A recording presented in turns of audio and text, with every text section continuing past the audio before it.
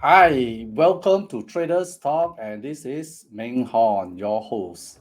All right, great. Welcome. Yes, just to help out, please share the video so that more people can actually join us. And hopefully, we have another good session today because we are actually going to do a little more training today, technical training.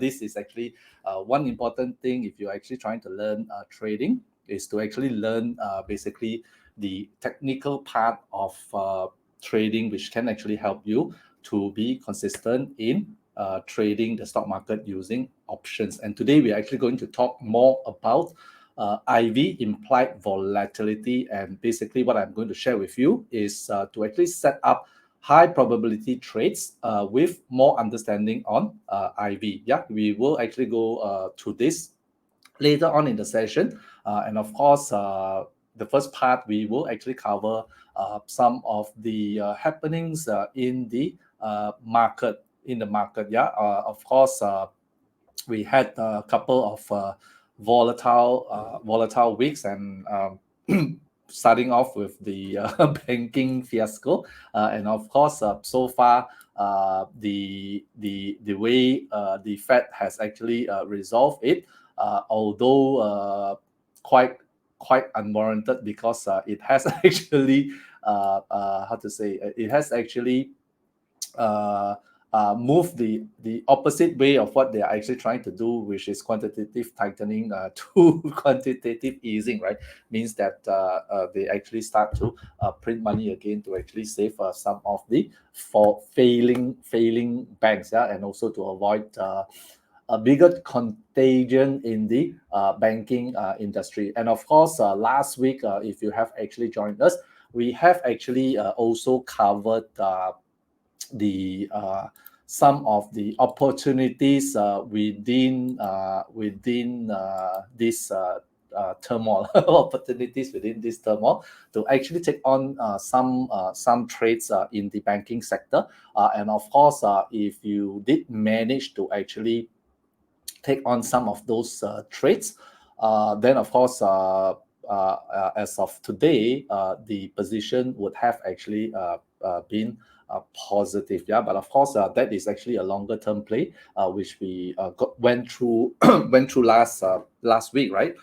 And it is still okay to actually keep it if the position which you have actually entered is still not showing profits, or more or less in a break even time, because on that day when we actually did it, the stocks, the banking stocks was actually up on that day, but they had a small pullback subsequent to that. If you managed to actually enter during this small pullback last week, then that would actually be a very good trade for you. Yeah. So do join us every week because you would not know when we will actually be sharing some trade opportunities, and also take that as learning opportunities on trading the stock market using options. Yeah, and of course, today is not an exception. We will also share with you how to actually use IV to your advantage to actually take some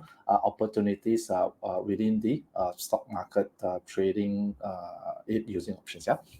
All right, let's just share on what has actually happened in the market uh, with S&P, right? Okay, S&P. All right, let's see, where am I? Okay, so yesterday the market was actually positive, right? Okay, I think when I went to bed, the market was actually up, and I think after that it has probably fell, right? Because you can actually see here. I have not shared, right? Oh yeah, I've shared. Okay, so let me just make sure I've shared. Okay, good. Let me make myself smaller, all the way down.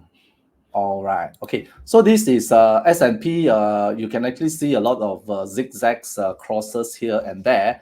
And let's just recap for those who have just joined us, and especially those new, right? Okay, so basically the few things which we still watch is actually this green trend line here, which was basically the resistance line for the past one year, right? And of course, we actually saw that this resistance line actually became a support, and we actually watched for this support to continue to be support as long as the price does not actually fall below this green line. As you can see, I think this was actually somewhere in mid of March, right? It actually went below for only one day, and basically after that, it has actually retraced back up. So basically, that is one support line which we are using as to monitor the price action of S&P. And of course, it has been actually quite choppy around here. Mainly, of course, here was actually the turmoil, right? The bank problems came here, and then after that, the resolution, the resolution on saving some of the banks, right? Bailing out some of the banks. The market has actually rallied, and right till last week when the FOMC meeting for the Fed rate hike, which basically increased by 25 basis points, right?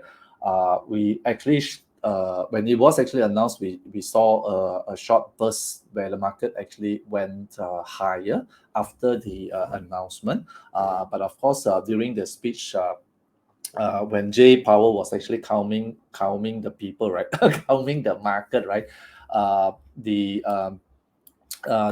was also Yellen was also speaking at that point in time, which basically spooked the market because I think she did mention that they are not going to save all failing banks.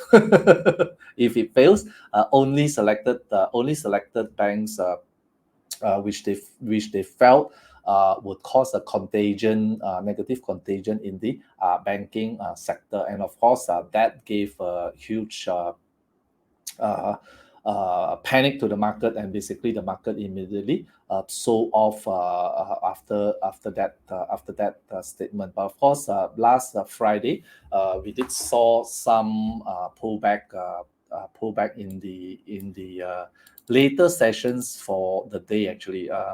Later sessions for the day, because I think it was like I mean, if most of the time Friday I would actually tend to stay till the end of the market, because Saturday you can actually sleep late, right? So basically I stayed until end of the market on close, right? And we did saw a so-called sprint, like a sprint towards a finishing line, right? The market was actually sprinting and pushing higher towards the end of the day, the end of the day. And of course, yesterday itself, I think if you look at the shorter time frame, you can also see what actually happened yesterday. Let me go to the 5 minutes chart. Okay, let me just push this up. Okay, you can also see what happened yesterday, right? Yesterday itself, right? Actually, market was quite positive on open. Yeah, quite positive on open. But it actually sold off towards the close. Yeah. Okay. Yep. Okay. You can see that. Yeah, you can see that on the opening it was actually quite positive, right? Then it actually came down, moved sideways a bit, and then it went back up. But on close, near to closing, it actually sold off again. So what does this mean? Yeah, I mean, from the looks of it, right? It seems that at this level, right? At this level around here, right? Around here, around the 4,000 level, around the 4,000 level, you can see that there is some form of let me align this resistance. Yeah, at this level there is actually some form. You can see that it actually shot up above this, right? And immediately after it has actually touched, right? You can actually see that the bearish candle actually started to actually come down, and the next run back up, right, even before it reached 4,000, it has already formed some form of resistance at this level. So the next key level which we actually need to watch on the upper side, which is actually the resistance, right, is the 4,000 level, yeah, the 4,000 level, or the 50 moving average, the red line here, 50 moving average as the uh, next level resistance for the market to actually breach. And of course, this week there is not much key economic events apart from Thursday, where we will actually have the GDP. And of course, I do not foresee that the GDP would actually be more than what is forecasted, mainly because the economic situation in the US is not so good, right? And of course, I think even last GDP announcement, it was also already, I think, more or less on forecast. Yeah, on forecast. Nothing better than on forecast. If it actually gets worse, of course, there may be a short term um, sell off again if it actually comes out negative, because on the QE side, right, QE side, the expectation is of course lower than what is earlier expected, because what is earlier expected is that by end of the year, the rates is actually going to be above 5%, right? And of course, right now, it is actually going to be below 5% come year end, which means that basically within this year, the rate cuts are actually expected to come. Although the Fed have actually not mentioned this directly, and of course, they still play along their normal statements, which is they will have to look at the economic data and to actually decide what they will do. But overall, is that they will still need to actually use interest rates, right, as a means to actually fight inflation, to actually bring it down to 2%. Yeah, but I think the market is actually not buying their story on the basis that there is actually some bigger and expected pain, which has actually triggered on the banking side, bringing big fears to the market. Yeah, and of course here there is actually another trend line which we are actually watching, right, which is actually this line here.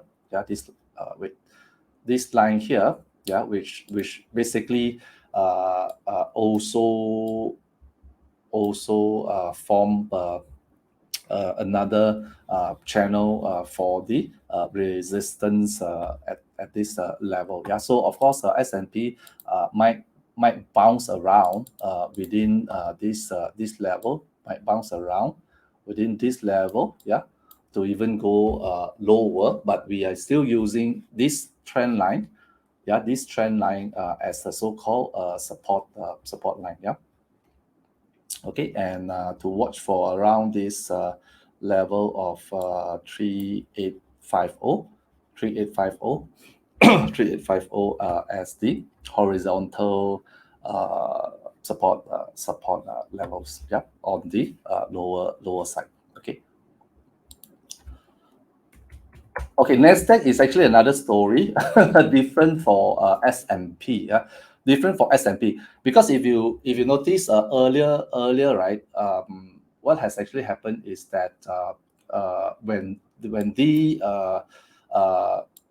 quantitative tightening or the interest hike actually started, right, as the Nasdaq market actually went down bigger than the S&P, went down bigger than the S&P. And of course, right now, the so-called tightening is actually so-called starting to reverse, right? Starting to reverse or come to its end. Then the velocity of the change within Nasdaq market is actually faster than the S&P, faster than the S&P. If you look at where Nasdaq is right now, right, it is actually back to so-called end of January's high. Oh, sorry, end of February's high. And early February's high. Sorry, early February's high, which is actually at this line here. But of course, in the last few days, it has actually seen some form of rejection at this level, which is basically around 12,880. Yeah, 12,12880 at this level, which is basically the high point here. High point here. Yeah, high point here. See some rejection, and it's actually starting to come down. So watch out for this resistance line, and of course, if we actually manage to breach the highs here, then we're actually looking for it to actually go back to this level, which is basically 13,000, about 13,700. Yeah, as the next wave back up. Yeah, next wave back up. Next wave back up, and of course on the lower side, then we will still be actually looking at the levels around 12,000 as the support. But although it's here, right? I mean, the market for Nasdaq, or a lot of component stock in Nasdaq, is actually currently in overbought position. Yeah, if you look at all the stochastic for the major stock components, right, most of it would actually be in overbought, and basically a lot of it would actually be forming double tops. Double tops. Maybe we can actually also see if that is true. You can see maybe Microsoft. Yep, Microsoft. We can actually see Microsoft again. It is here, right? Yeah.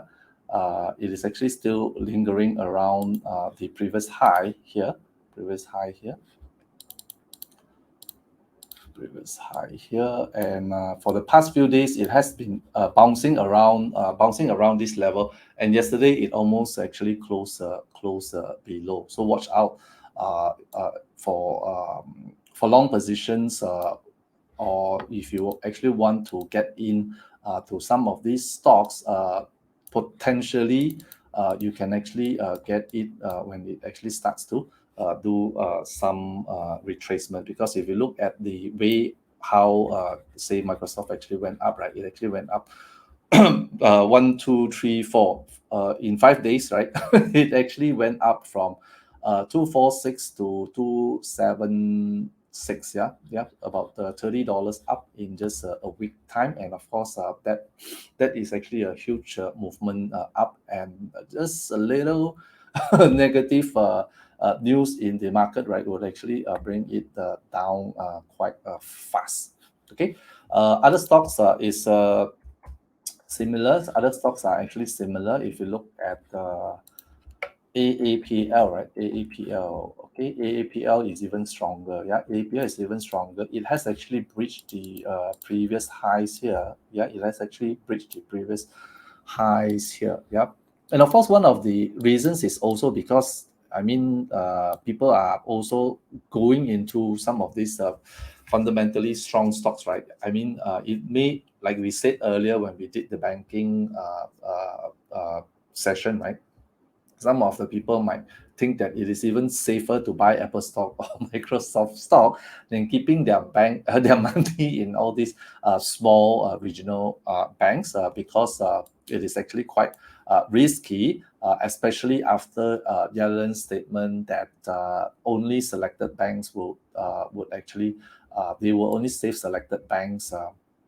And not all banks' deposits are actually guaranteed. Yeah, so some of the funds has been moved on to other form of securities. Stocks is one.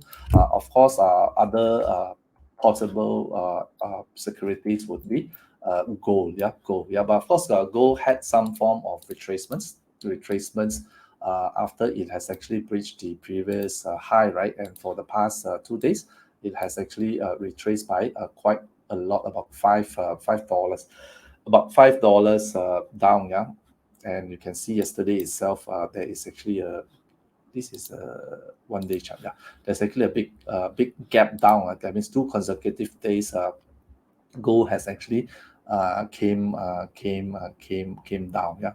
Huge rally. Road to safety, right? Buy gold, go away from the banks. Okay.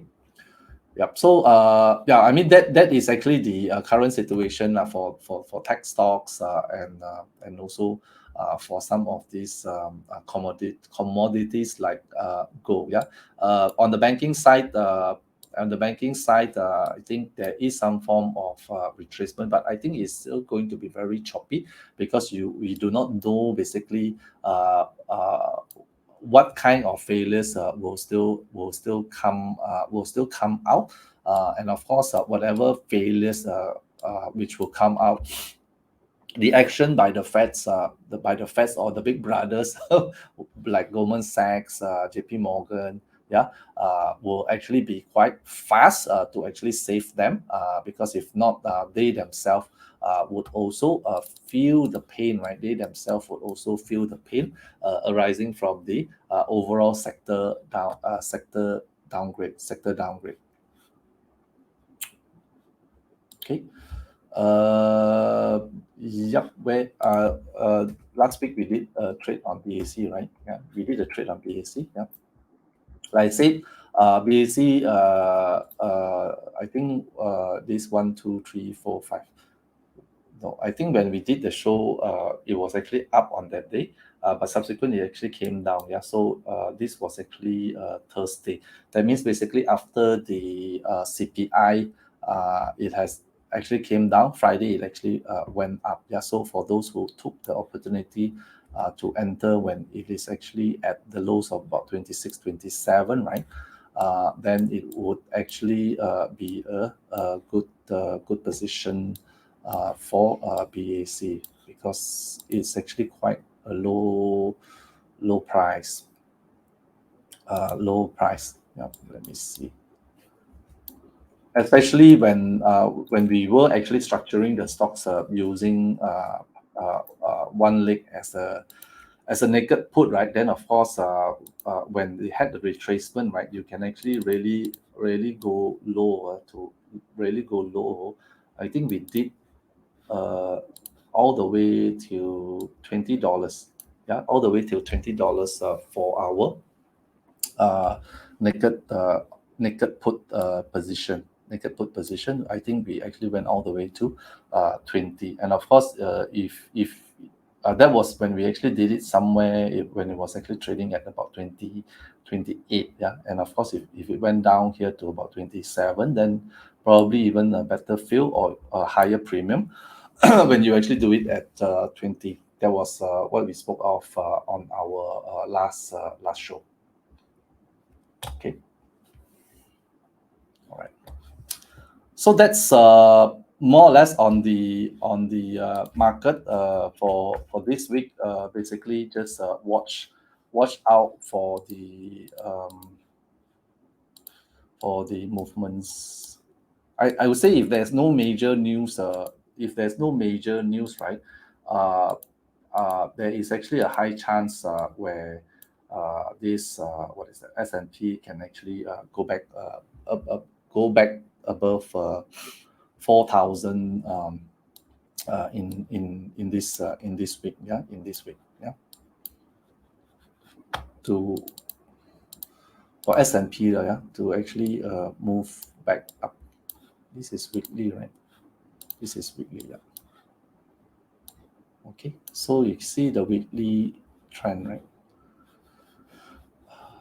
Yeah, is quite how to say, it's quite a nice trend, right? Because it has actually breached this level here. Let me draw it. Yeah. Previously, it has actually breached this level here. Yeah, breaking down basically this the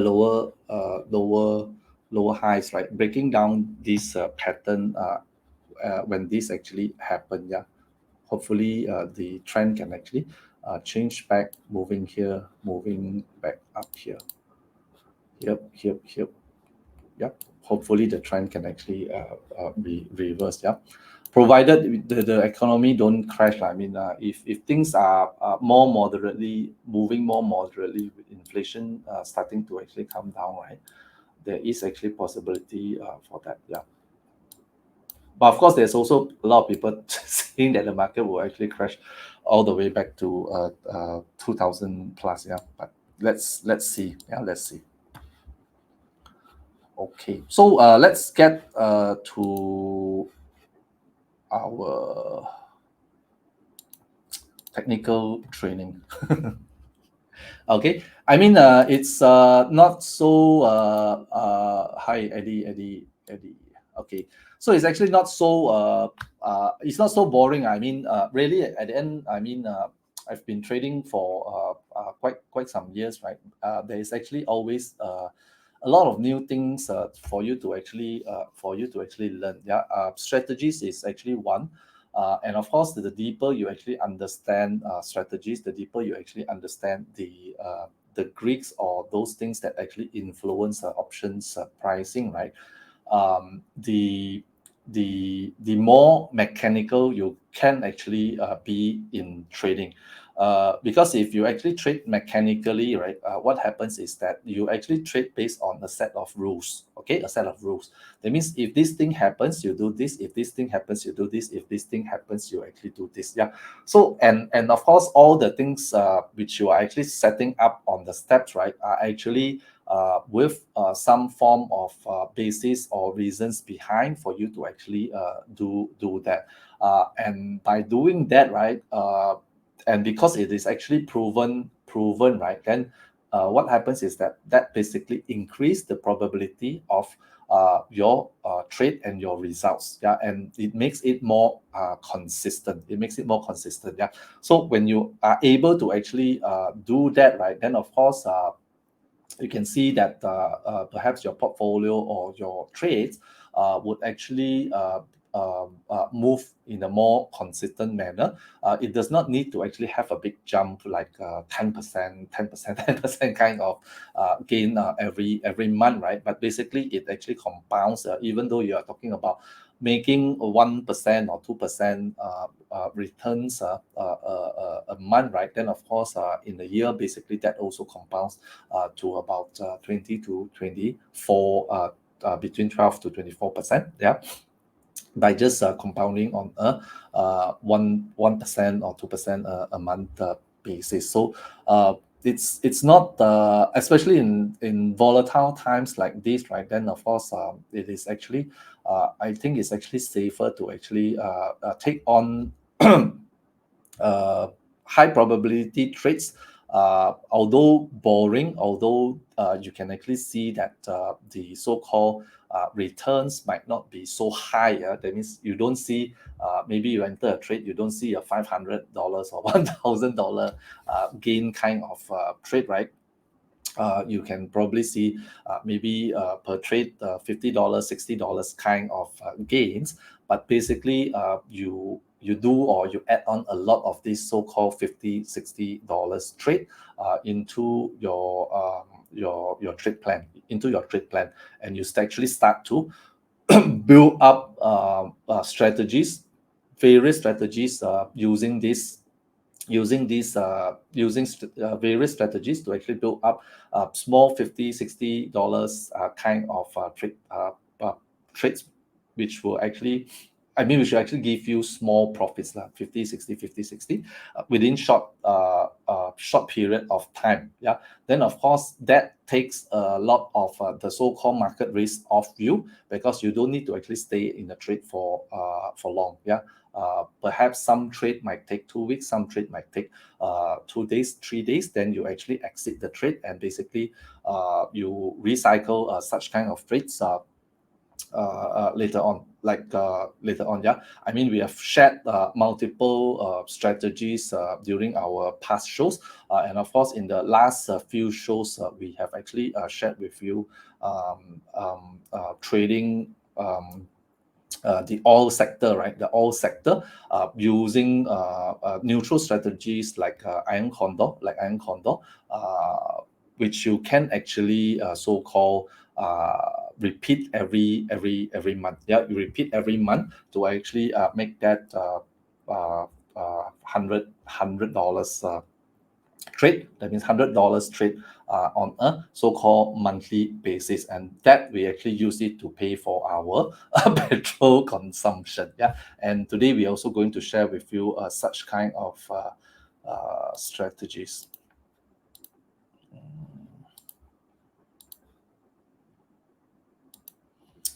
Okay.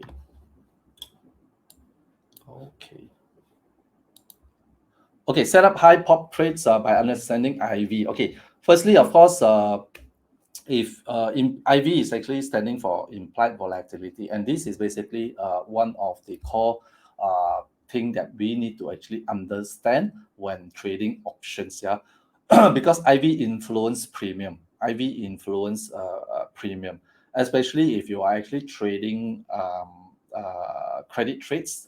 Credit trades it would actually be more important for you. But of course, even if you are actually trading debit trades, it is also important for you to know, because it actually affects options price. Okay, and the basic understanding is that high IV leads to high premium. Okay, that is actually the core thing which you actually need to understand.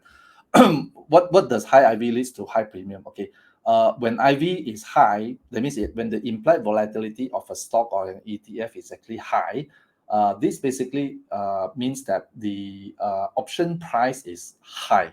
Okay, when options price is high, then it actually influence you what kind of trade which you actually want to take.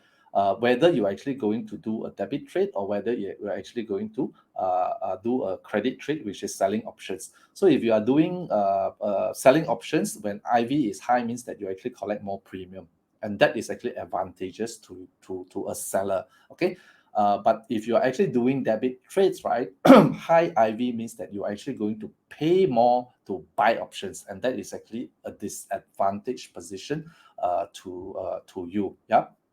And of course, the other side is that low IV leads to low premium. This is just the opposite of earlier, right? So of course, when low IV leads to low premium, what does it mean if you're actually trading? Okay, and of course, the same thing whether you're a debit trader or whether you're actually a credit trader. If you are actually a credit trader, means you are selling options, right? Then when IV becomes low, if you are selling options, then of course you means that for the similar kind of risk you take, you're actually getting less premium. So it's not advantageous for you to actually sell options when IV of the stock is actually low. Okay, but of course, if you are already in a position, means that earlier you have actually sold an option. Okay, and when the IV came down after you actually sell the options, then of course that is actually advantageous to you, because the extrinsic value of the options will actually go down faster. Yeah, when there is actually an IV reduction, which we actually call this thing IV crush. Okay, so when IV crush means that IV has actually came down from a higher IV to a lower IV, then basically we call that an IV crush. And when that happens, means that you can actually exit the trade faster than normal, and you can actually get the so-called decay in the options value faster. Okay, but of course, if you are actually doing debit trades, if you have earlier paid for an option when the IV is high, and when the IV becomes lower, if you are actually in the trade, then of course you would not be able to realize so much profit, because your options value would actually go down. Okay, so that is if you are in a transaction. But if you are not in a transaction, then of course that makes buying options cheaper if the IV is low. Yeah. Okay. So that is the so-called direction on whether IV is high, IV is low. What should you do? Whether you are a debit, you are a buyer of options, or whether you are a seller of options. So this is a key thing for you to actually understand. Okay. So once you actually understand that, right, then it moves on to the other part of it. When is the situation IV changes for a stock. What actually makes this IV change? Okay, of course there are many reasons which can actually make the IV move around. Okay, in very calm markets, for example, if you are actually on a bull market, where things are calm, like every day you see green, green, green, green, green, green, green, then of course what happens is that IV tend to be very low for most of the stocks, because there's no volatility. I mean, every day you actually expect that the market to go up few points, so there's no volatility. But of course, in a very volatile market, especially if you're talking about a bear market, for example, where one day it can actually be up, one day it can actually be down 2 or 3% for the market, yeah, then of course that makes the market a bit more volatile, and because the market is a bit more volatile, then the IV of the stocks would actually increase, because the risks are actually higher, the volatility or the movement of the stocks is actually bigger. Okay, and other events which makes IV changes are things like binary events. Binary events are things like earnings. For example, just before earnings, right, the IV of the stock, right, tend to actually go up, and after they have actually announced the earnings, then the IV of the stock would actually come down. And why does that happen? I mean, basically, you are actually going into something uncertain. Okay, when you're actually going to something uncertain, right, where you do not know whether the stock price will actually go up or go down, whether the results which will be announced is going to be positive or negative, then of course the market will actually price the options higher, and basically that creates that results in the higher IV for the stock, higher IV for the stock. Okay, so with this kind of knowledge, then of course and the event that makes it high, the event that actually makes it come back down, we use these kind of things to our advantage. Okay, that's what we need to know, and how to actually set up trades using this knowledge of IV movement and when do they move. Yeah. Okay. So again, even in IV, right? Even in IV, there are actually a couple of things which you need to actually understand, because IV is just implied volatility. Then of course there are other so-called metrics, right? So-called metrics, which is actually there's something covered here. It's okay. So there's actually other metrics, right? What is actually IV percentile? There are other metrics of IV measurement in a different form, and it actually gives a different kind of meaning. Okay, then of course you have this where sometimes you actually see on the trading platform, right? IV percentile. And what this IV percentile is that is actually a percentage. And for example, in here, right, I shown here IV is 30. Okay, IV is actually at 30, and the IV percentile is 80%. Okay, what that means is that 80% of the time, this stocks IV is below 30%, below 30%. Yeah. So means that basically the IV is higher because 80% of the time is below. So the current IV, which is actually trading at 30, is actually deemed high. So that's what we actually need to understand, what is represented by IV percentile. Then of course the other metrics which we also see in some of the trading platforms, right, is actually IV rank. Okay, and IV rank is basically another measurement of IV, which basically measures, right, the high and the low points of the IV of the stock. That means the highest and the lowest point of the IV for a stock. For example, in this example, right, I've shown here the IV is 10%. Yeah, 10%. Okay, and that's the low, and the high is actually sorry, here should be not 10, should be 50. Let me change this. So this should be 50. Yep, 50. Okay. Yep. Okay, so the low is 10, the high is 50. Okay, so when the low is 10, the high is 50, where is the when the IV is actually trading at 30, right? Where is it between the low and the high? Where is it between the low and high? So it is actually exactly in the middle, which is 50%. So the IV rank of this stock would actually show 50% when the IV is actually 30. Okay, so with this kind of metrics, you can actually really choose, right, whether you actually want to use IV percentile to know where the IV is, whether it's at a high or low, or the IV rank, whether it's at a high or low. Yeah. Because in general, if you only look at IV, right, you do not know whether this 30 IV is high or low for the stock. For example, Tesla might be trading at the IV of 90, for example, 90. Yeah, but that 90 can actually that 90 can actually be a low, because most of the time it's actually trading at, say, 98.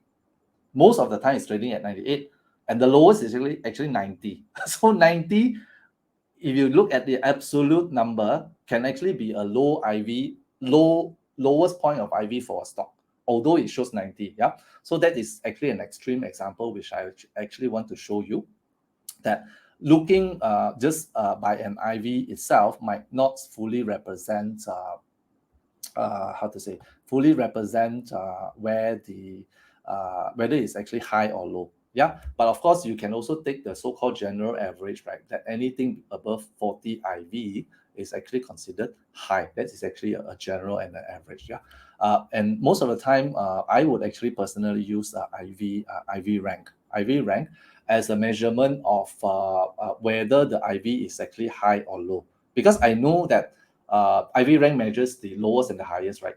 So if it's actually having a low IV rank, means that it is the IV is actually trading at the lower point of the IV band. Yeah, but if the IV rank is actually high, then it's actually trading at the higher band of the IV lows and high. Yeah, so I actually use IV and IV rank. Yeah, and in IV rank you can actually see it directly in on the platform, like Tasty Works, right? It is actually directly on the trade panel itself, the IV rank. Yeah, but of course, if you're using other platforms like Think or Swim, then the only thing which you actually be able to see from directly from the platform is actually IV and IV percentile. Yeah, that's other platform which you actually use. Yeah. Okay. So yep. Okay. So I'm actually missing one slide. I'm actually missing one slide which I actually want to show you, and I do not know where that slide went. Okay, let me just paste that slide in here. Okay, it's a sec. Let me paste that slide. Okay, going back to the presentation.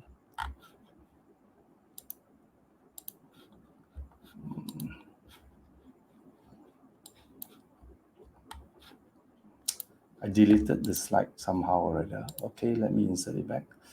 New slide, blank slide. Okay. Okay, so good. Okay, so I just wanted to share with you, right? Like I said earlier, once you actually understand IV, right, then you can actually use it to do a so-called robotic trade, mechanical trade on certain stocks or ETF, and basically the so-called results would actually be something which is quite I would say high probability, or the event which will actually happen is actually quite certain. Okay, quite certain. Okay, so for example, if you actually look at this thing which is gold, yeah, gold ETF. Okay, so gold ETF, I mean, if you look at the price, sometimes price goes up, sometimes price goes down, and generally, if you are actually trading directional, sometimes you won't catch the direction correctly. You won't catch the direction correctly. Okay, but if you are actually trading using mechanics like IV, right, then there is actually tendency for you to actually capture the so-called frequent or the expected movement, right, of the stock every time an event happens. Every time an event happens, then you can actually so-called catch it with the same pattern. And if you know that if this happens, this will happen, and if this happens, this will happen, then of course what you do next is you actually put in a trade that will actually result in you being able to actually make profit, because you know with high certainty, right, what will happen in that situation for this ETF. Okay, so here up here is the stock price. Then of course down here, what you see is implied volatility. Okay, this is from Thinkorswim platform. Then you can actually put in this study implied volatility on this chart. Okay, so what this chart basically shows is the IV of gold in time. This is actually time. Okay, so irrespective of what the price is, you just monitor the IV, and I've actually plotted a lot of candles here, a lot of arrows here, a lot of arrows here. Okay, if you look at the green arrow, right, green arrow, these are actually events. These are actually specific events happening at certain time. Okay, and of course the green arrow, what I did here was actually the FOMC meeting dates. Okay, so these are all the FOMC meeting dates, and we for certain know when FOMC happens, because it's actually on the calendar. It's actually already on the event calendar. Okay, so we know exactly when FOMC date is.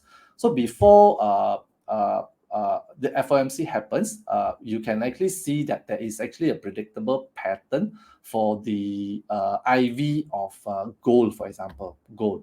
Okay, and what this predictable pattern is this. Okay, so this is the event date. Before event date, you can actually see IV goes up 1. Before event date is here, right? So before event date, IV goes up 2. This is here, right? Before event date, IV goes up here, although nearing event this has actually came down, but somewhere here it actually also went up. Sometimes it goes up earlier, sometimes it goes up faster. Okay, perhaps within here there is also something which is happening to the overall market. Yeah, but generally if you just spot on event dates, then you will actually see this kind of pattern. Okay, before event date, IV goes up. Before event date, IV goes up. Before event date, IV goes up. IV goes up. IV goes up. Red arrows first. We are looking at green arrows first. Yeah, we're looking at green arrows. Green is FOMC. Okay, FOMC green. Okay, and what happens after event? After event. Okay, after event. After event, IV goes down. Green arrow. After event, IV goes down. Green arrow. After event, IV goes down. And green arrow after event, IV goes down. IV goes very down. IV goes down. Green arrow, IV goes down. Green arrow, IV goes down. Okay, so this is FOMC. Means that the event is actually FOMC. Okay, then of course we say, is this correct for every event? What kind of event? We will take big events, big events that will actually so-called move the market, or the market would actually tend to actually use gold either as a so-called hedge or a safety or whatever. Yeah, because of uncertainty, interest rate, and all these kind of things.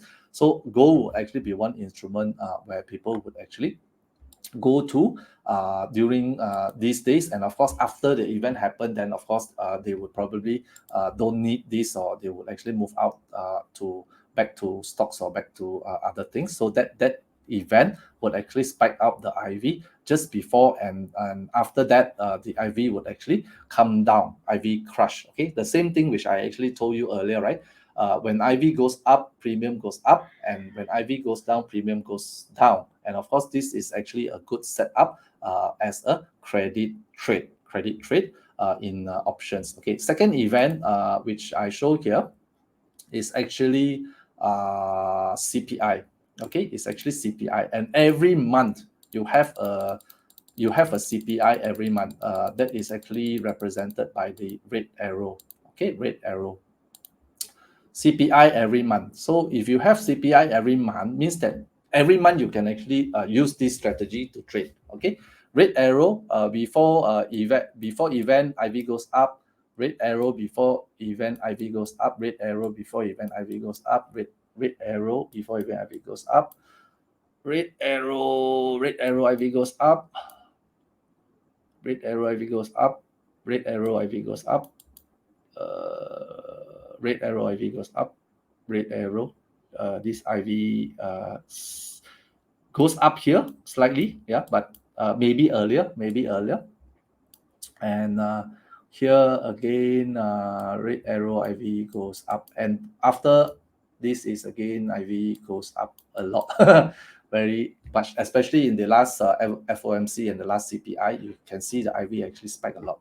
Okay, and of course after the red event, IV goes down. After this event, IV goes down. After this, IV goes down. After this date, IV goes very down. After this date, IV goes down. After this, IV goes down. IV goes down. IV goes very down. IV goes down. IV goes down. IV goes down, and IV goes down. Yep. Okay. So these are what I call predictable patterns on IV for ETFs like gold, yeah, like gold. So you can actually use this as a so-called regular strategy, regular monthly trade. And of course, with these two key events, right, then you can actually set up 2 trades a month. But sometimes the dates are actually very near to each other. Yeah, sometimes the dates are actually very near to each other. So if it's very near to each other, then of course the situation can be you enter into a date which is actually earlier before the event. I would tend to do it only 2 to 3 days before event. Yeah, I won't do it too early. 2 to 3 days before event, I actually enter into a credit trade. Okay, I enter into a credit trade, and after event, and if it is near, that means the IV might not drop by so much. The IV might not drop by so much because there is another uncertain event which is actually going to happen. There is also possibility that it might actually go up further. Okay, it might actually go up further. But post-event, that means the so-called second event, which is actually very near, then highly likely the IV would actually start to come down, start to actually come down. And of course, when the IV actually comes down, that's the time where you actually exit the trade. Okay, right. So this is the so-called pattern and how IV behave. Okay. Then the next question you ask is what kind of trades do you do with this? Okay. Okay. Then this comes another so-called a more, I would say, whether you are actually an advanced trader or whether you are actually a beginner trader. I would say if you are actually I would say if you're actually an advanced trader, then basically the so-called trade setup which I actually normally use is a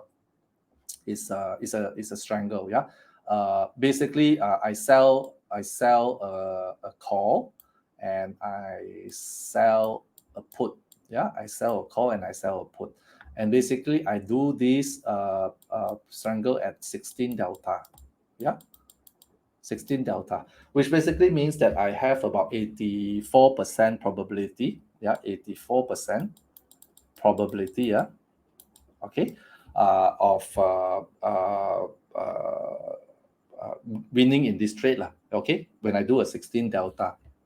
Okay, so of course the other thing is that that helps you in this kind of trade is that when IV is high, right, what this 16 delta gives you, right? Yeah, it gives you a bigger a bigger expected move, because the IV is high. For example, on normal time, when gold is actually trading at say 15 IV of say 15, for example, the expected move, say for a 30-day options, maybe it is actually going to be say $4. Yeah, normal time when IV is actually low. When IV is actually high, right, then you can actually also get the expected move. Yeah, a same 16 delta expected move will actually give you an expected move of $6. Okay, so that means you have a leeway for the so-called price movements to actually move up or down bigger and not hitting your short calls or short puts. Yeah, although we are actually only doing this for 2 or 3 days, and the expected move for this is actually 30 days. Okay, and I'm not going to wait until 30 days and that when for that expected move to happen. I'm only going to exit it within a week or less than a week or so, when the IV comes down, to exit the trade. So probably that also gives you an advantage. You have a bigger movement buffer for it to actually go up and down, up or down, within the so-called maybe 1 week or slightly above days when you are actually in the trade. Okay, that is how these IV influence and helps you even get a bigger probability within the trade. So this is actually more if you are advanced. Why I say advanced is mainly because of this thing here on the short call. Okay, because if you actually do a naked short call, right, then your risk is actually unlimited.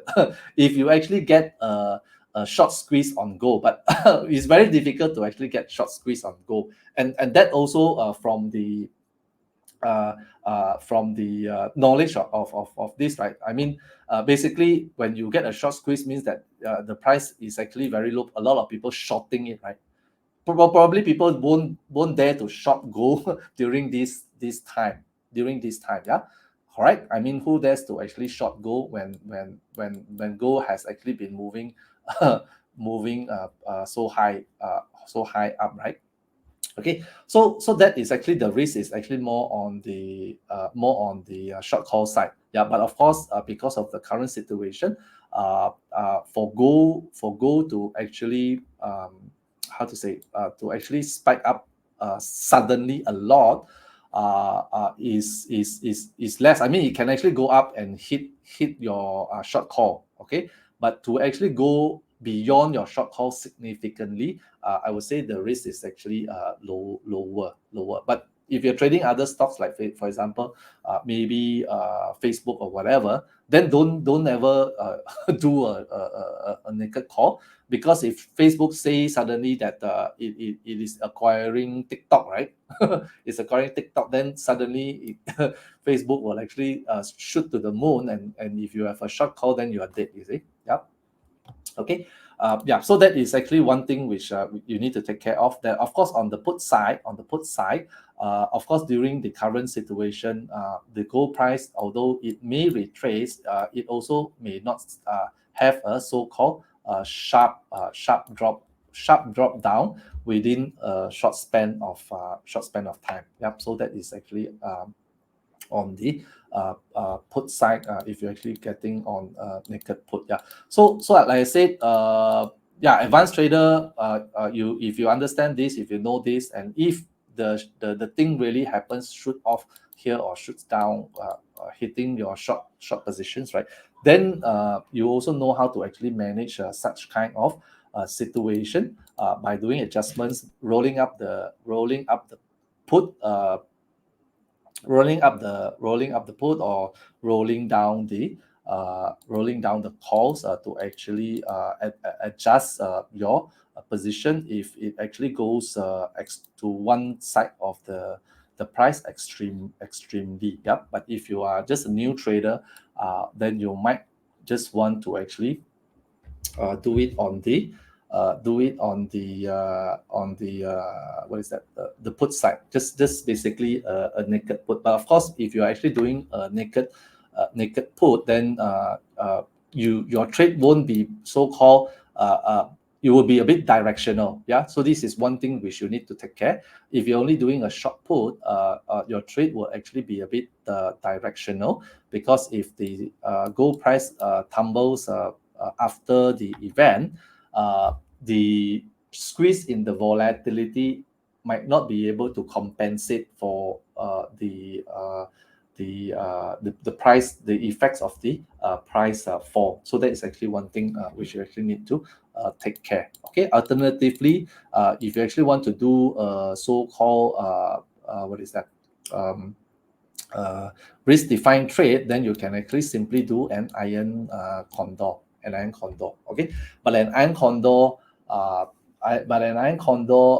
the would the premium which you actually get from the iron condor effects is actually less potent than if you're actually doing purely a naked naked position in a strangle. Yeah. Okay. So please research the strategy and fully understand the strategy before you actually enter into this kind of trades. Trades. Yeah. If you do not understand the strategy, try it on a dummy account. And practice until you are actually familiar with the strategy, and basically what are the effects coming out from the price action, and also from the changes in IV. Yep.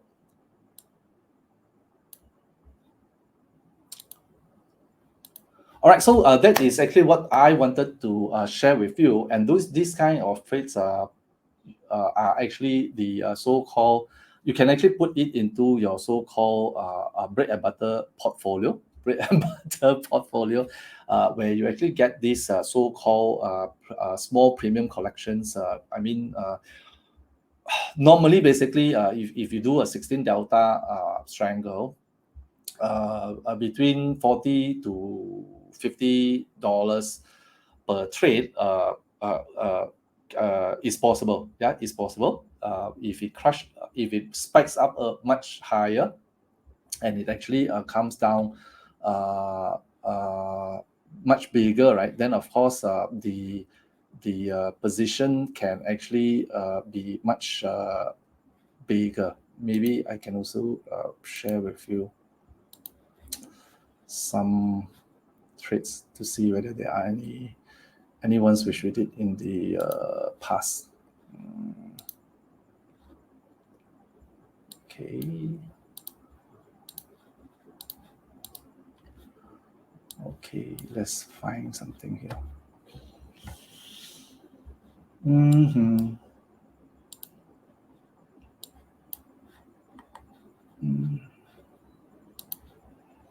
Okay, so let's say the last one which we did was 105. Okay, so 105. Okay, so for example, you see this 172. 172, we actually did it. We saw a strangle 172 on 20th of March. We saw one before FOMC meeting. FOMC meeting was 22nd, 172. And then we exited at 105 on 23rd, which is the day after FOMC. Then basically it is about 60 over dollars. 60 over dollars, right? 72, yeah, about 60 over dollars. Here, premium in 3 days, $60. And then let's see other trades.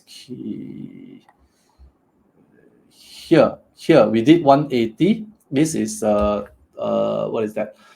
14th of March. This is before CPI. I think it was 14 or 15. Yeah, we did 180, and we exited this at 128. yeah, which is $50 over in the same day, right? This is 13, or maybe this is 14th of March. That means 13th of March after midnight or something. Yeah. So this probably is the day before, and on the day when the CPI came out, we exited it for another $50 over profit. So you say 50-50, then basically you're talking about per lot per trade. Then basically it's almost about $100 within a week's time, which is basically the two events which I have actually explained, right? In a month. So basically, it's like a staple for you. It can be a staple trade for you that if you have two events a month to trade on this particular stock using the IV play and using this strategy to have a high probability, so-called fixed bread and butter play every month. Yeah, but again, to manage your risk, please don't overtrade, like putting in 20 or 30 lots kind of thing, because it's a sure win. Because in trading, there's actually no such thing as a sure win. Still trade within your risk management against your so-called portfolio size, and trade within those kind of limits on a per trade basis. Yeah. Okay. Okay, so that's what I wanted to share with you this week. Hope that I could help you or put in more flavor to your trading, right? By actually understanding key metrics in options and using that to your advantage. And let's hope that we can actually apply this at the next events, which is actually coming on 3rd of May. The FOMC is 3rd of May. But of course, if you're waiting for CPI, then CPI would actually come in mid of April, yeah, somewhere around the first 2 weeks of April. Then just mark your calendar and monitor the IV of the stock, and IV of the stock, or the IV rank of the stock. If you're having Tastywork platform, then of course the IV rank is actually always shown on the trade tabs. Yeah, trade tabs. Okay, so I'll catch up with you guys another time, and don't forget to share and like our video, and also our newsletter, which we have also covered this thing in our newsletter. You can also take time to actually read the newsletter on which we have issued yesterday. Yeah. All right.